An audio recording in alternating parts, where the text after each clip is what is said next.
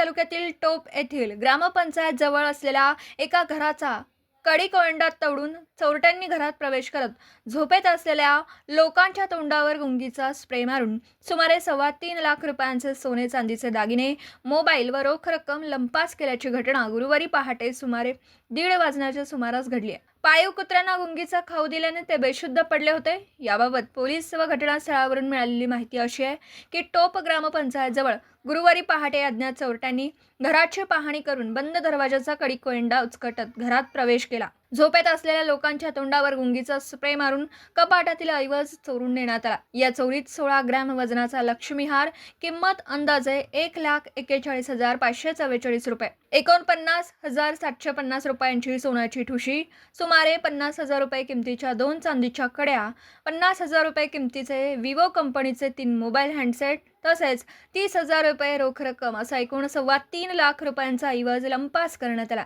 दरम्यान वैभव पाटील यांचे आजोबा पहाटे लघुशंकेसाठी उठले असता घराचा दरवाजा उघडा असल्याचं त्यांच्या लक्षात आलं. त्यांनी घरातील लोकांना आवाज दिला, मात्र प्रतिसाद न मिळाल्याने त्यांनी घरात जाऊन वैभव पाटील यांना जागे केलं. कपाटातील वस्तू विखुरलेल्या अवस्थेत दिसल्याने चोरी झाल्याचं स्पष्ट झालं.